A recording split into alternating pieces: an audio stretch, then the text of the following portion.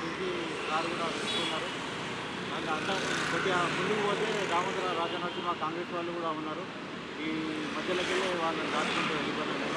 వాళ్ళు కూడా ఏ క్యా హో గయా అని చెప్పి అంటున్నారు కాంగ్రెస్ వాళ్ళు. వాళ్ళు కూడా ఇదైంది. నీ యాత్ర ఎంతవరకు కొనసాగుతుంది ఇట్లాగా? నా యాత్ర రేపు సాయంత్రం వరకు కొనసాగుతుంది నాది. రేపు లాస్ట్ ఉండొచ్చు బహుశా అది. ఇప్పటివరకు ఎన్ని కిలోమీటర్లు దొక్కారు? ఇప్పటికీ 350 కిలోమీటర్లు అయిపోయింది. 400 దాకా దొక్కేసింది ఇక్కడ టోటల్ మరి నుంచి ఇప్పటి వరకు. మరి మీరు తినడానికి ఉండడానికి ఎలా చేస్తున్నారు? దానికి మనకు అకామిడేషన్ ఇచ్చిండ్రు మాదాపూర్లో, అది పీజీ హాస్టల్లో ఇచ్చిండ్రు. అక్కడే ఉంటాం. అక్కడి నుంచి రెడీ అయ్యి మళ్ళీ బయలుదేరుతాం. అక్కడి నుంచి ఎక్కడికి పంపిస్తే అక్కడ పోయి తిరిగి రావాలి. మరి లిమిటేషన్ అనేది లేదు. కాన్స్టిట్యున్సీ జూబ్లీ కాన్స్టిట్యున్సీ మొత్తం తిరిగి రావాలి.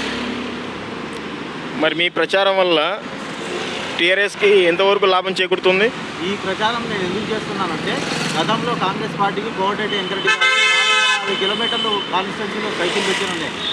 ఇంకా ముస్లింలకు కరెక్ట్ అయిన న్యాయం జరగట్లేదు. వాళ్ళు సరైన పని చేయట్లేదు ముస్లింలకు. 2 సంవత్సరాలు వాళ్ళు ఏం చేసినారంటే, ముస్లిం క్యాండిడేట్ అనేది జరగలేదు క్యాబినెట్లో.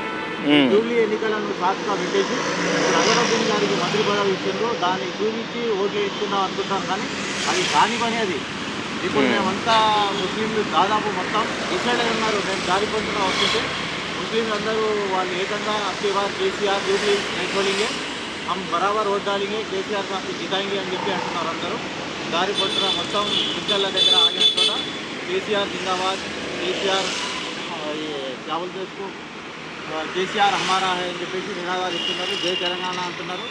అప్కి బార్ కేసీఆర్ పక్కా అని చెప్పి అంటున్నారు. కాబట్టి 100% మీరు ఇప్పుడు కేటీఆర్ని కలిశారా? కేటీఆర్ని కలవలేదండి. ఇప్పుడు సాయంత్రం 4 గంటలకు ప్రోగ్రామ్ ఉందంట, అక్కడికి వెళ్తున్నా. ఇప్పుడు ఇక్కడ సమాధిగూడలో ఒక మసీద్ దగ్గరికి వచ్చిన అక్కడ మైనార్టీ నాయకులు కలిసి ఉంటారు. వాళ్ళు కూడా అప్రిషియేట్ చేసిండ్రు. పని కూడా బాగా జరుగుతుంది, గెలుస్తారని చెప్పేసి గట్టిగా 100% వాళ్ళు తేల్చి చెప్పేస్తున్నారు. మసీదులల్లో కూడా ఎలాంటి డిస్టర్బ్ కాకుండా మనకు అవసరం వచ్చి మనకు నిలబడి పనిచేసే వాళ్ళకు గుర్తించి ఓటేయండి. చాలా చాకచక్యంగా ఉండి మనం మోసపోవద్దు వాళ్ళ డబ్బులు ఇచ్చడానికి దేనికైనా. కాబట్టి మనం న్యాయపరంగా ఓటేసి మనం మంచిని కోరుకునే వాళ్ళకి వేయాలి ఓటు.